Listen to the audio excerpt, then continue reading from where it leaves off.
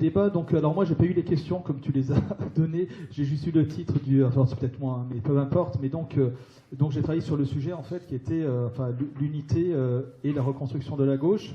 Mais voilà quoi. Donc, je ne parlerai pas de l'analyse. De toute façon, enfin, je rejoins ce qui a été dit précédemment. Donc, je pense pas en effet que l'unité et la reconstruction de la gauche ce soit la même chose, même si c'est évidemment lié. Pour les élections à venir, c'est clair, il faut l'union de la gauche, Gérard l'a bien dit, pour ne pas reproduire évidemment la séquence des présidentielles que l'on a connue. Alors s'il n'y avait pas les élections municipales, je pense, structurantes de la vie politique française après les élections européennes, l'union n'aurait pas la même importance. Car on sait que les élections européennes font et défont des mouvances éphémères et qu'on ne pressent généralement pas à l'avance. Les exemples de Tapie, Pasqua de Villiers, etc. sont dans nos têtes. Donc l'union pour les européennes est importante pour cette première raison qui est donc de structurer le paysage français pour une élection cardinale pour ce qui concerne nos concitoyens et leur quotidien.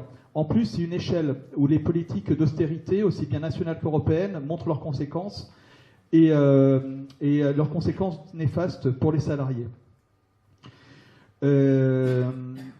Le problème qu'il y a aujourd'hui, on en a parlé ce matin, c'est celle du basculement de notre société, donc d'une société de solidarité, d'une société d'entraide, vers une société du chacun pour soi, où les intérêts privés se côtoieraient. Les droits salariés sont attaqués, les services publics sont attaqués, l'égalité, les solidarités nationales, locales, internationales sont attaquées. D'où évidemment la deuxième importance, c'est que l'Europe est une échelle pertinente pour démontrer l'attaque globale des libéraux sur les différents cadres de solidarité existants, à commencer évidemment par les attaques de Macron de ce cadre. La troisième raison, c'est que le signe envoyé serait une force incroyable et serait le premier pas justement vers ce qui pourrait être la reconstruction de la gauche. Et c'est de ça dont j'ai envie de parler, parce que moi je suis d'accord avec Gérard lorsque tu dis il faut l'unité, il faut que ça pareil. Ça on peut l'obtenir pour une élection. Par contre, le problème, ça serait plus facilement obtenable si on arrivait à se mettre tous dans un chemin de reconstruction. Et il me semble qu'on doit travailler à cela. Et donc il y a deux manières d'y aborder. C'est soit on se met d'accord sur le plus petit dénominateur commun, et donc on sera en accord grosso modo sur les problèmes qu'on peut qualifier de sociétaux et d'enjeux même globaux, tels l'écologie, la liberté de circulation, etc. Par contre, est-ce qu'on est capable de se mettre d'accord sur une refondation idéologique, sur une synthèse jaurétienne de la gauche? Parce que c'est quand même ça l'enjeu. C'est-à-dire qu'on ne peut pas faire semblant que nos familles politiques ont exactement les mêmes schémas de pensée et les mêmes orientations politiques. Et donc je pense qu'il faut quand même qu'on avance sur ce chemin-là, qu'on y travaille. Donc j'oppose les deux, évidemment, pas simplement de façon provocatrice, mais parce que ces débats traversent évidemment nos formations. Il me semble que si le but c'est de refonder la gauche, c'est évidemment pour qu'elle soit majoritaire. Pour être majoritaire, tu l'as dit, elle doit s'appuyer sur une classe sociale majoritaire. Et là, Gérard, on te rejoint tout à fait, elle est immense, elle est sous nos yeux, c'est celle du salariat, de ceux qui vivent de leur travail. Et il faut absolument que ce point cardinal soit le point central de la refondation de la gauche, parce que sinon, ce serait qu'une refondation de façade. Et donc, pour faire cela, il faut répondre aux attentes du salariat. Et celle-ci concentre... les couches populaires et le salariat sont sensibles également aux problèmes sociétaux et aux problèmes de la planète et de l'écologie. Il faut évidemment traiter ces problèmes, qu'on les considère comme des questions indépendantes ou comme des concessions liées étroitement à l'économie capitaliste. La question des migrants est cruciale à nos yeux car nous sommes internationalistes. Et nous voulons, on rêve évidemment d'un monde fraternel.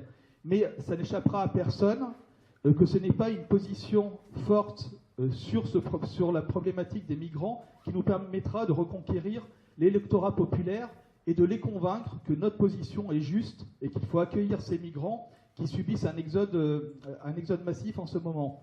Donc il faut qu'on arrive à convaincre ceux qui ne votent plus, ceux qui se trompent de colère ou qui désespèrent. Et donc pour cela, me semble-t-il, si on veut réellement triompher, y compris sur la question des migrants, il faut mettre dans les esprits que notre cœur de lutte, c'est réellement l'intérêt du salariat. Pour moi, c'est vraiment une raison supplémentaire, c'est-à-dire pour les convaincre que l'enjeu est au niveau de la planète, pour les convaincre que l'enjeu des migrants est essentiel et qu'on doit être solidaire d'eux, il faut qu'ils sachent que ceux qui leur parlent ont à cœur leurs intérêts. Or, la gauche au pouvoir a démontré exactement le contraire. A démontré, hélas, exactement le contraire. Et je ne connais aucun gouvernement qui n'ait sauté dans les dernières décennies parce qu'ils n'ont pas mené une politique assez libérale.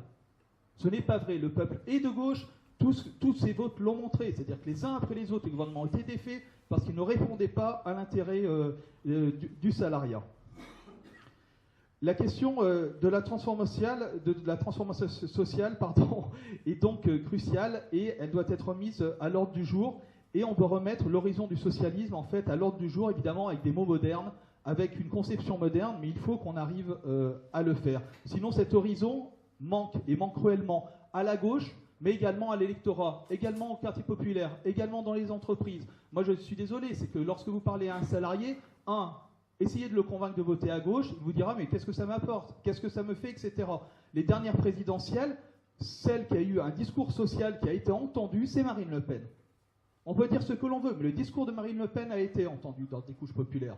Donc ce n'est pas normal qu'en face, on soit incapable et on soit aphone. Et dans les problèmes du front de gauche qu'on a eu, moi je pense, et République et Socialiste, c'est réellement sa position, et je pense que là pour le coup, comme disait Gérard, on pense qu'on a raison, mais je crois que le fait qu'on n'ait pas abordé cette question-là de front, qu'on n'ait pas eu de réponse sur la question sociale, qu'on n'ait pas porté un discours fort sur cette question-là, est certainement un des problèmes majeurs que l'on a eu, bien plus importante que l'histoire de savoir si des gens veulent adhérer ou non. Parce que ce qu'il faut que l'on arrive à faire, c'est convaincre des gens qui sont aujourd'hui éloignés du politique, éloignés de nos idées, éloignés de nous, en réalité. D'ailleurs, éloignés de nos idées, peut-être pas tant que ça. Mais le problème, il faut trouver le chemin pour les convaincre. Et il me semble qu'on a un travail énormément important à faire.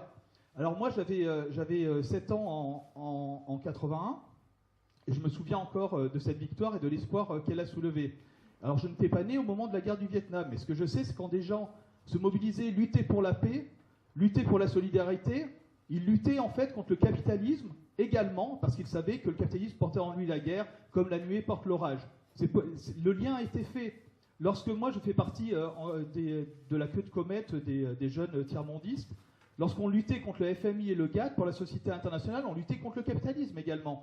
On savait qu'il fallait modifier le système, on luttait pour la transformation sociale. Aujourd'hui, lorsqu'on voit la mobilisation des jeunes pour la planète, pour l'écologie, etc., il y a des jeunes. Le problème, c'est que le lien avec la transformation sociale n'est pas fait nécessairement. Et je pense qu'il faut ce lien, il faut cette attente globale, et c'est cette attente globale qui, à mon avis, entraîne l'adhésion des jeunes et entraîne que la jeunesse puisse à nouveau se mobiliser. Je pense également qu'il faut qu'on arrive à réirriguer justement ces personnes-là. Donc, à un moment, il faut se prendre en main. C'est-à-dire qu'il y a deux manières de le faire. Il y a une manière qui est quand même des cercles de pensée, des cercles de réflexion pour se rapprocher idéologiquement, etc. Où sont-ils? Il y a quelques tentatives. Il y a la Fondation Copernic, il y avait tout à l'heure Jean-Claude Chaillet de Résistance Sociale, tu fais Syndic Collectif, il y a Passerelle qu'on fait également ensemble, etc., etc. Il y a quelques attentes. Mais on sait que lors de toutes les refondations, de toutes les reconstructions, il y a un foisonnement de clubs de réflexion. Cela n'a pas lieu aujourd'hui et c'est problématique. Et à mon avis, on a un travail à faire de ce point de vue-là, un travail à faire aussi de formation au sein des organisations syndicales et des formations politiques. On l'a perdu. Et à mon avis, on ne peut pas avoir de force mobilisatrice s'il n'y a pas de formation intellectuelle, s'il n'y a pas d'échange entre nous. Les choses sont difficiles. Il faut que cet échange ait lieu au sommet, par des unités, etc., etc. Mais il faut aussi que le dialogue s'installe entre les différents militants, qu'ils soient associatifs, syndicaux et politiques. Et donc j'en terminerai, parce qu'évidemment, on reviendra dans les différents points du débat, ça ira à peu près. C'est qu'évidemment, il y a urgence. Mais ça fait 20 ans, moi, que j'entends qu'il y a urgence, quoi. Voilà. Donc, il y a urgence, mais en attendant, on a été bouffé par l'urgence, on n'a jamais travaillé à la refondation de la gauche réellement. Donc, il me semble qu'on a travaillé immédiatement à l'unité de la gauche, et donc je rejoins Gérard là-dessus, notamment pour les européennes. Je ne vois pas pour quelle raison des organisations qui sont si proches ne pourraient pas aller à l'unité, mais il faut en parallèle qu'on commence à mettre les fondations pour recréer les conditions de restructuration et de refondation de la gauche. Et ça, c'est dès aujourd'hui que ça se joue.